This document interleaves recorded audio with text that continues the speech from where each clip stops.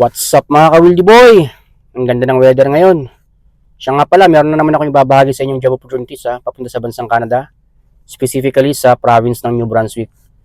Ito pala ay nagawan ko na before ng content pero alam kong marami pang hindi nakakaalam nito Kaya gagawin kong mas detalyado mga ka-Wildy Boy para makapagpasa ang mga kababayan nating skilled workers. Nasa Pilipinas ka man o nasa ibang panig ng mundo mga ka-Wildy Boy.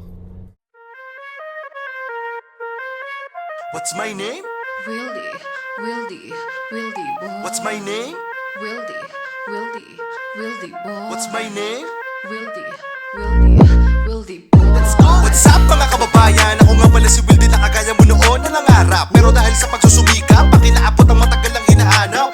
Inilusan, di ko tinulugan. Ginawa ng paraan, ano man ninais na makuha. Kahit kalaki, panito hirap at luha. Bilang sumikap ako ba rin ang labis. Yung mga ka-Wildy, be consistent, patient, laging positibo. Be inspired and motivated. At umiwas lang sa mga taong negatibo. Yan ang tinatago ko sekreto para mga plano sa huli pagtagumpayan. At palagi ka tumutok sa aking challenge na sa ganun kaalam ang kakayahan madagdagan. Yan!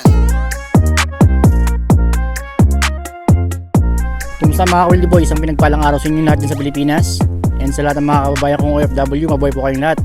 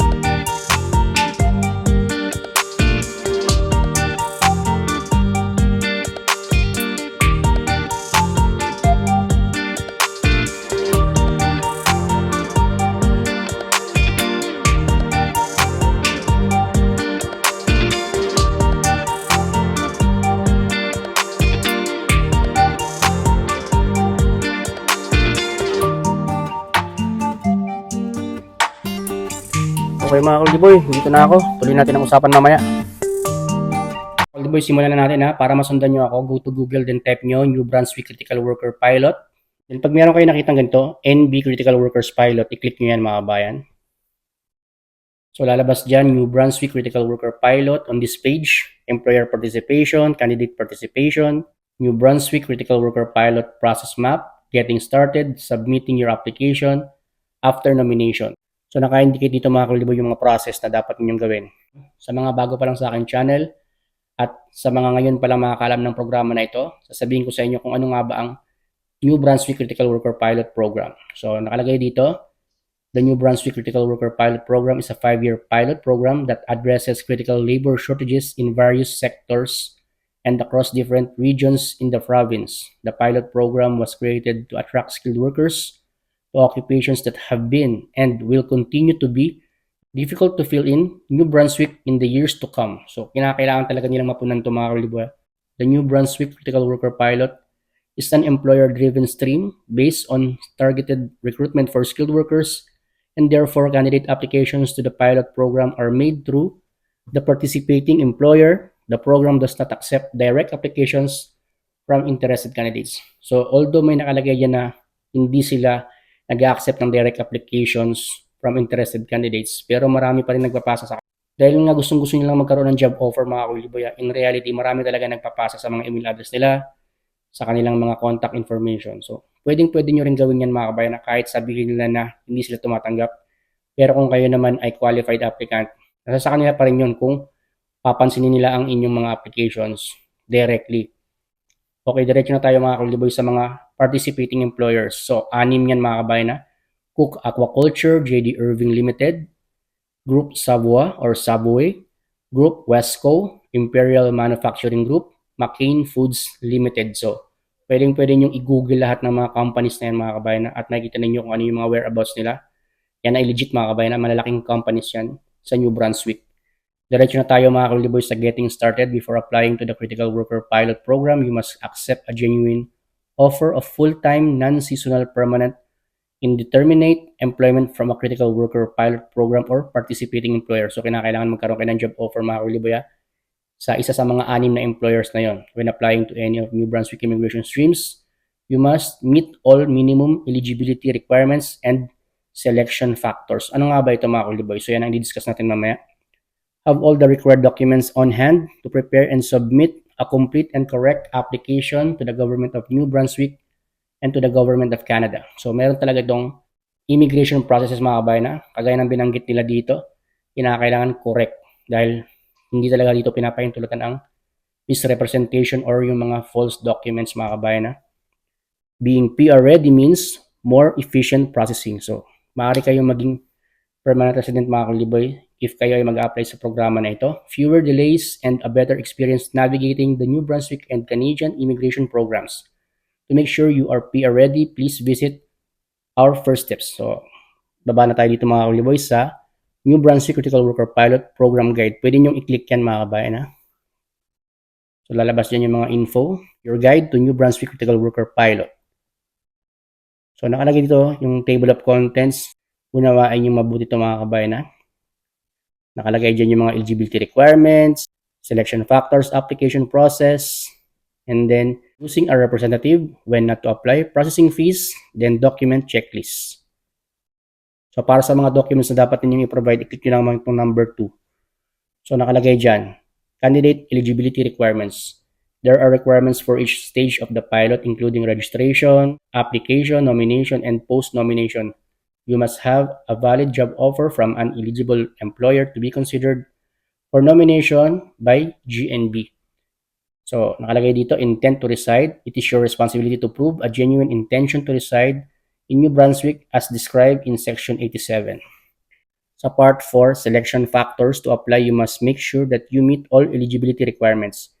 If all eligibility requirements have been met, you will be assessed according to the following selection: age, language, education, and occupation in demand. So sa edad mga Kuliboy 19 up to 55 years old. Take note up to 55. Kapag kayo ay above 18, pwede na. Hanggang 55 years old, male or female, pwede mag-apply. Any nationalities, any gender can apply.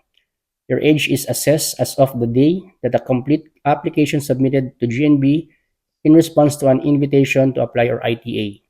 Age is not considered as of the date you register.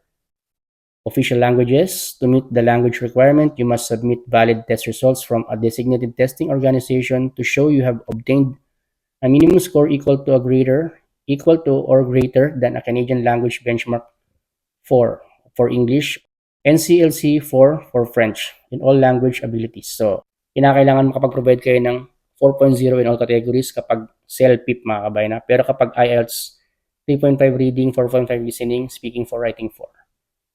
Sa education mga Kuliboy, at least high school graduate or kayo ay ALS graduate. At kinakailangan nyo pa rin mag-undergo ng tinatawag na Educational Credential Assessment.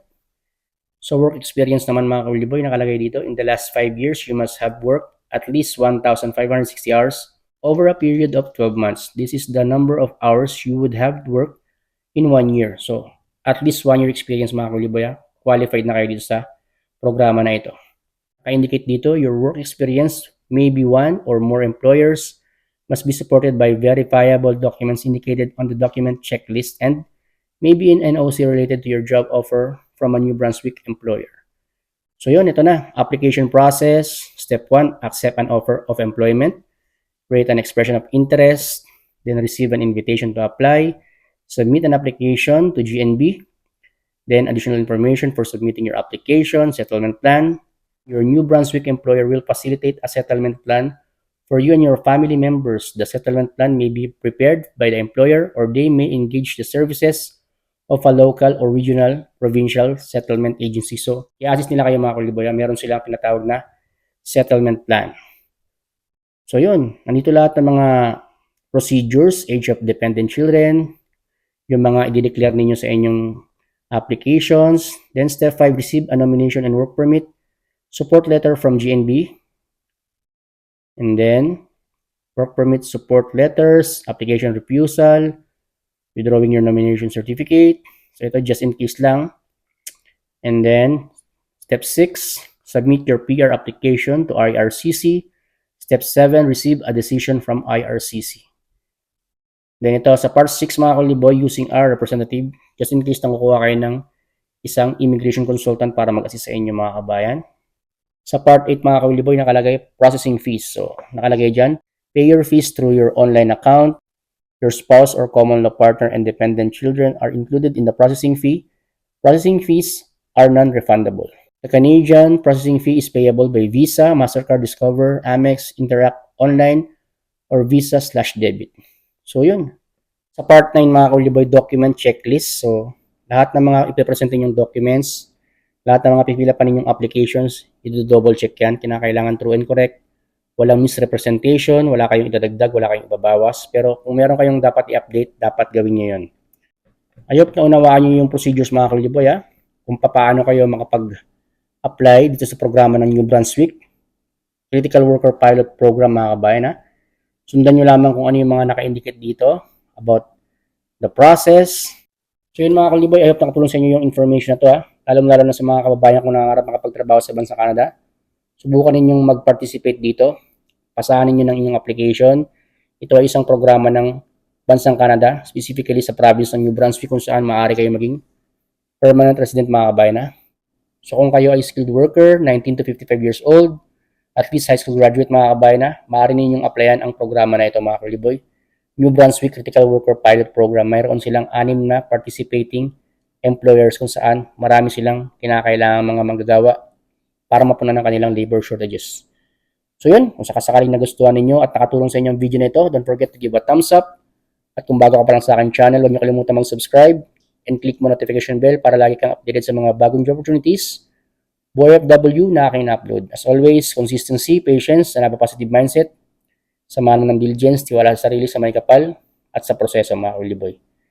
See you in the next video. Bye-bye mga kuliboy.